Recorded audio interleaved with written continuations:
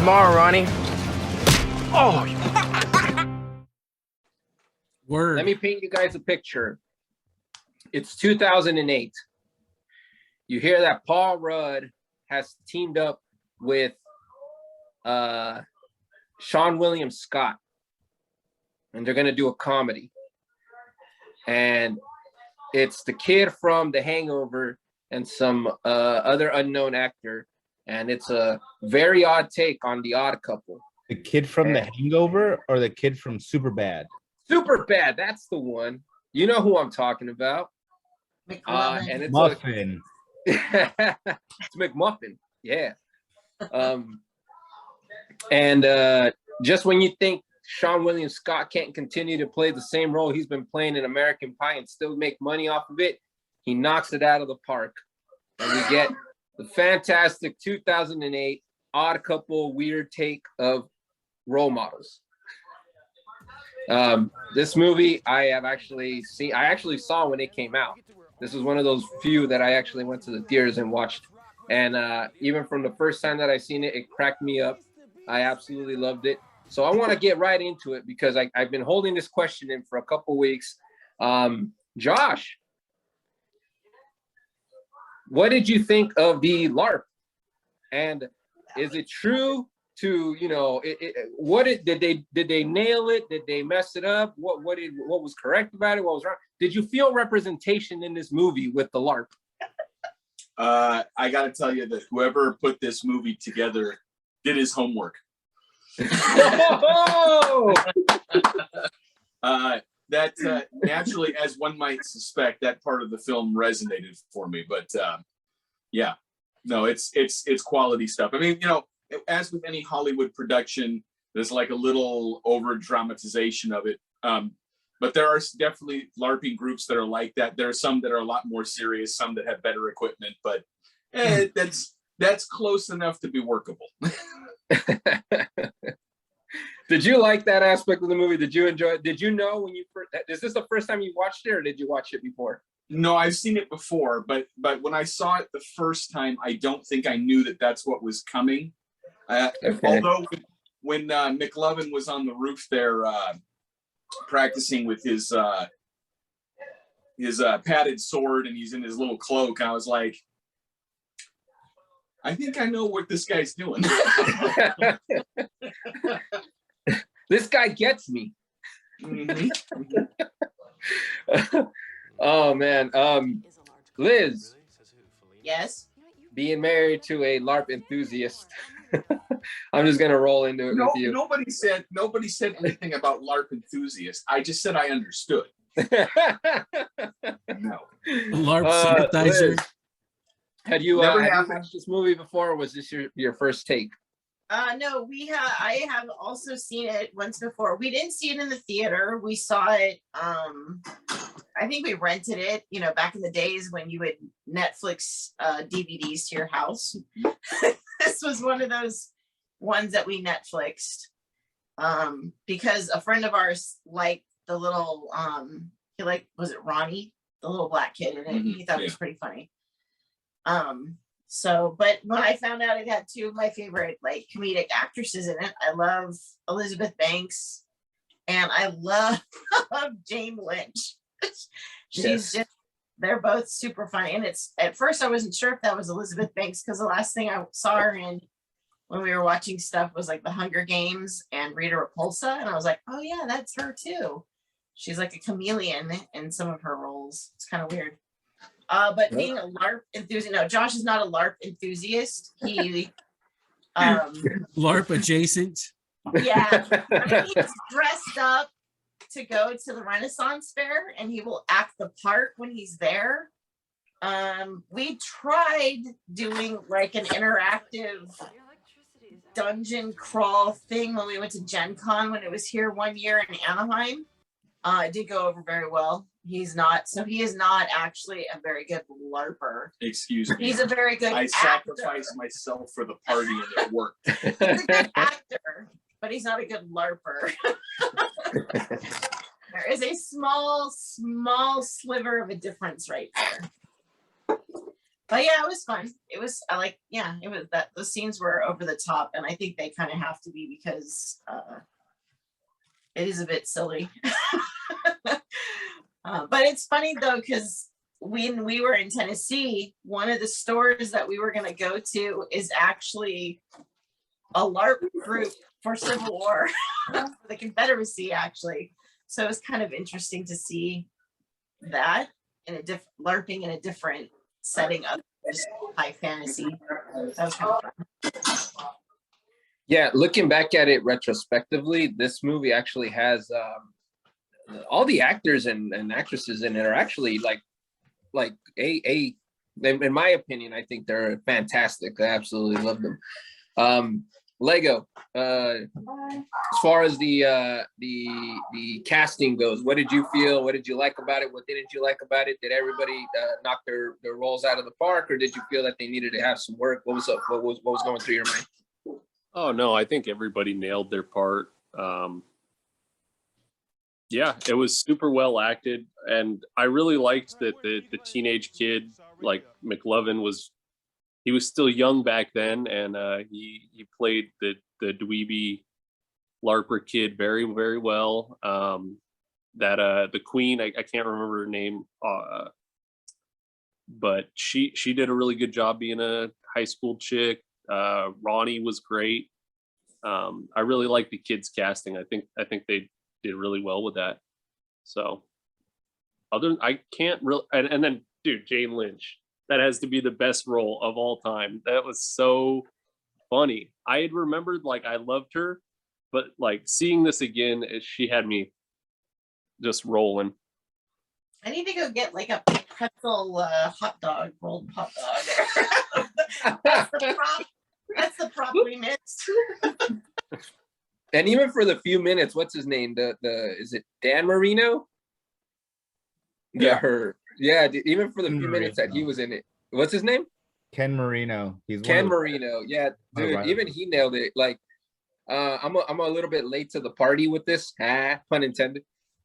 With the but I've seen like Party Down and a bunch of those old like Paul Rudd shows, and a bunch of those same cast members that are, a lot of the same actors and actresses are in those shows. And I look back at it now, I'm like, man, all these guys were so badass. Like, I can't believe they didn't make it bigger than I feel like they don't get the credit that they deserve because they're fantastic. Isaac. Yeah, Are you man. there? Yeah, man. Isaac, what did you think? This favorite scene? Personally, what did you think? Well, favorite scene and least favorite scene. Well, my favorite scene has to be the camp, when they're at camp and he's like, dude, I hate camp. You have that guy, there's one guy with the guitar playing Kumbaya, and it goes right into it, and that dude's playing Kumbaya and he can't even play it. And then that nerdy ass volunteer that's been there like 5 years, he's like, all right, some Kumbaya. Like, all that whole setup of that camp scene was great. And then the way for it to end with Sean William Scott butt naked, passed out in the middle of the perfect. Worst scene. I don't know what the worst scene would be, but the camp was my favorite. Nate, now, being that this is a comedy, and oftentimes comedies don't really always have the best storylines, what did you think of this one? Because personally, I think it's pretty coherent. I think it's pretty well put together. What did you think of this storyline as far as a movie, like a comedy goes? It was cohesive. It made sense. Yeah. It had they all started at a certain level, and then they all got broken down, had to soul search, and then had to have their redemption at the end of it. And we had laughs along the way. So, especially you could see the redemption happening when they're doing the whole LARP scene at the end, and they pull up in the Minotaur vehicle, and it's like it was designed for Kiss My Anthea to come out of it. Like, it was just it was like a good joke where it was set up in segments throughout the thing, and then it rolled out at the end. It was great. I love this movie. Now, what do you guys think it says about adults, as far as their role goes in a child's life? Because obviously the two kids, one that doesn't have a dad, he's only got a single mom who's working all the time. The other one is kind of ignored. This is kind of open to anybody. Like, I felt like I really, there's a saying that resonates with me that says, try to be the adult that you wanted as a kid, that you needed as a kid. Are those programs still around? Like the big brother, big sister programs, are those still around? Because I feel like I haven't heard of them in a very long time. And it's usually they call the Boys and Girls Club of insert city here. Well, yeah, there's still big brothers of like Orange County. I saw one.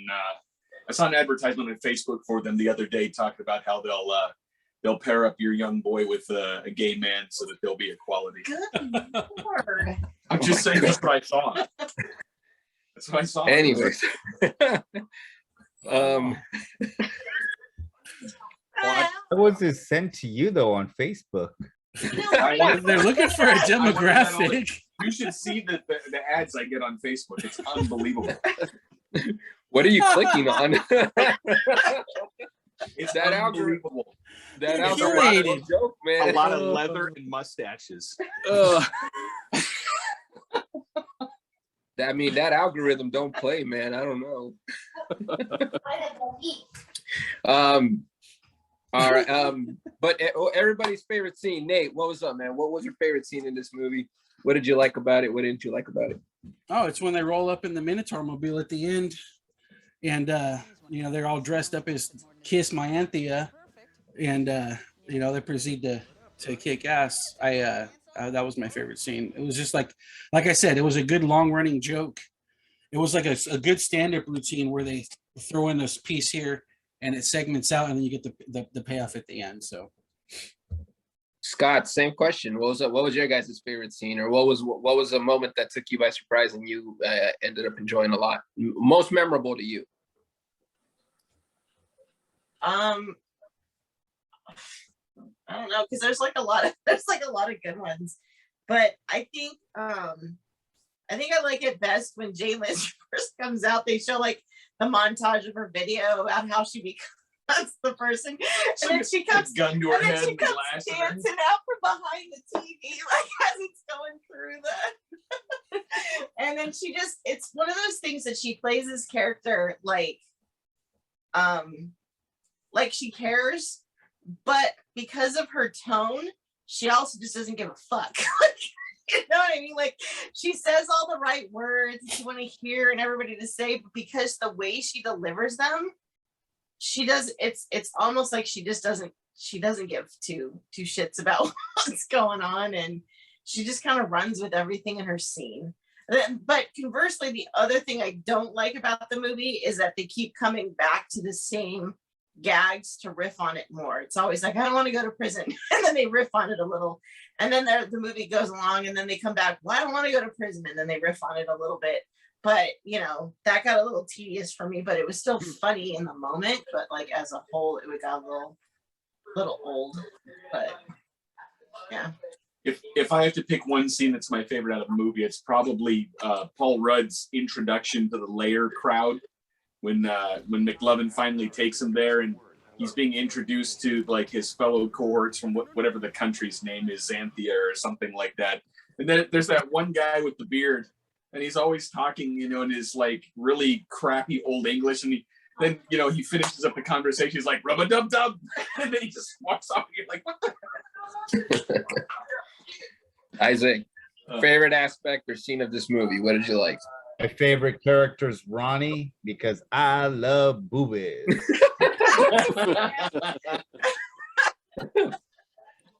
Good pair of boobies. I like that. It had boobies. Lego, Even those hills over there. Scene. What did you like about this movie? What was your favorite thing about this movie? Oh, I think I touched on it already, but Jane Lynch was hilarious. What do I have for breakfast? Cocaine. Cocaine. Hey, what'd you have for dinner? Was it cocaine? Let me guess. Cocaine. So Yeah. good. I'm right there with you guys. Like the whole script was just hilarious, man. I like and what was it? Well, if it isn't Mr. Full of Crap and Dr. It's like, which one of us has the PhD? Why are we full of crap?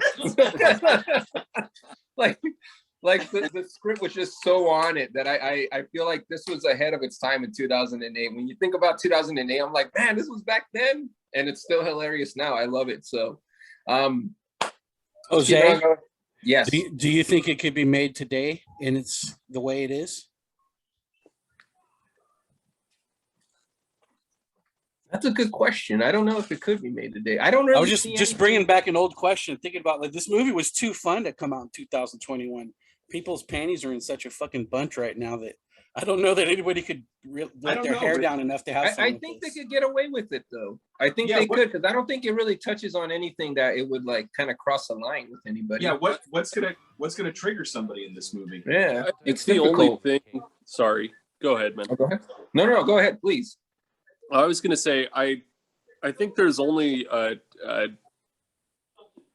maybe like once or twice where they use a gay slur that might be a little problematic for the day. When that cop is towing the car, they run out and the cop calls the two guys a nice little slur there, and I was like, oh, whoa, that kind of you don't hear that like anymore at all. So in 2008, that was pretty much par for the course. But I think times have changed a bit since then. That was Louis C.K. that said it. Yeah. So it would be a totally different actor. Yeah.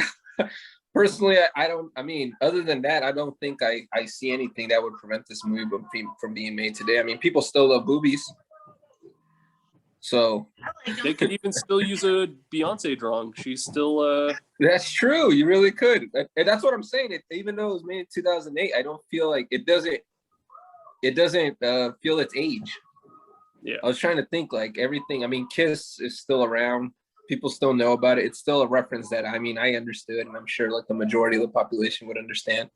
And that's what I'm saying. It's like that I feel like this movie is kind of underappreciated.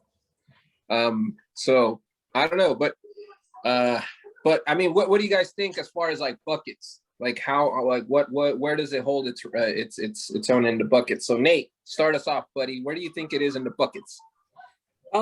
That's just tough, and I've been thinking about this one because like I liked the movie when I saw it originally, and when I saw it, I wasn't setting out to see it.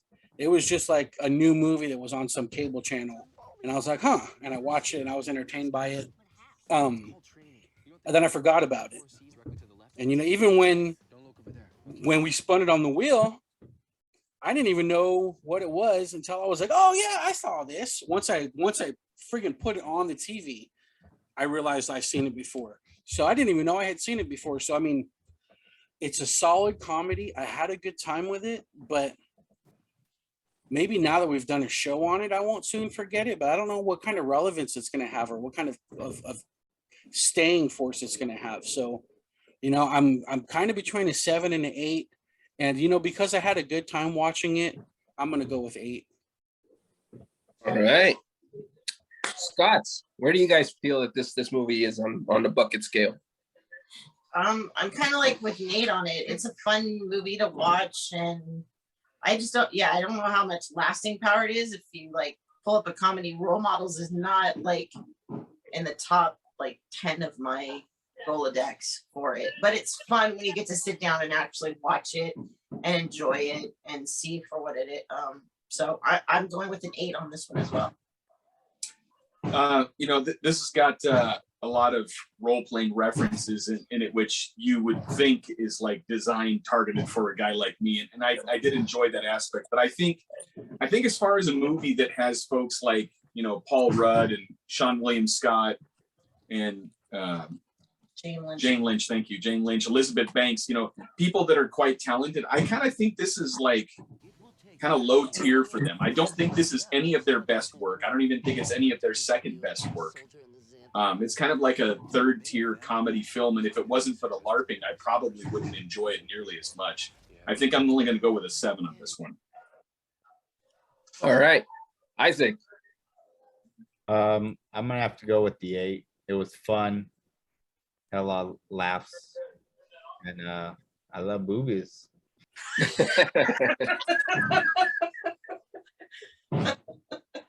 I'm surprised you didn't give it a 10 out of 10.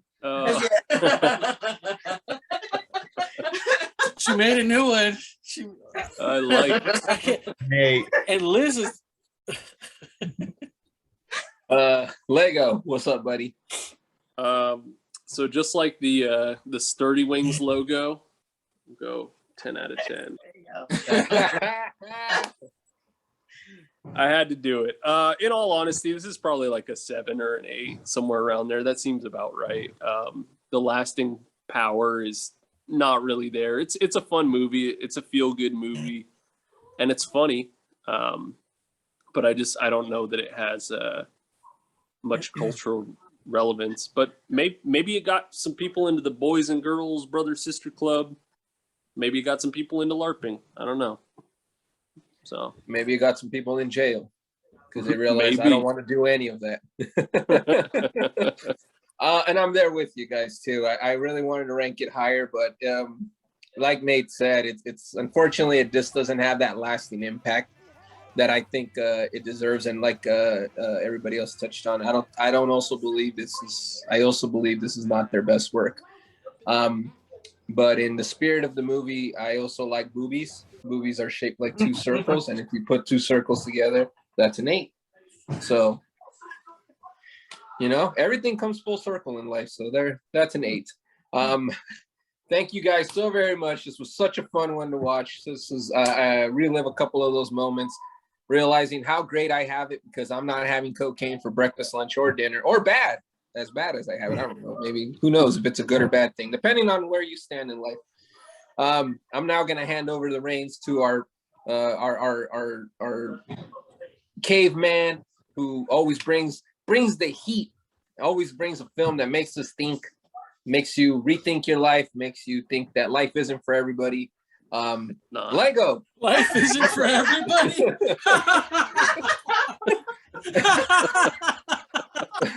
Lego. I hand off the reins to you, buddy.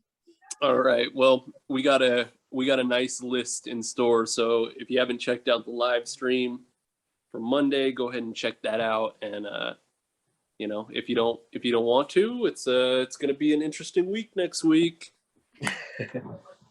Hopefully, we got to spin the wheel still. We still got to spin the wheel. That's right. Well, this does it for us, guys.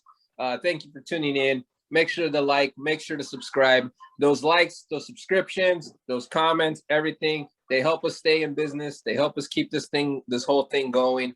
For the caveman, I'm Jose. I'm Isaac. I'm Jason. Liz? I'm Josh. And I'm Nate.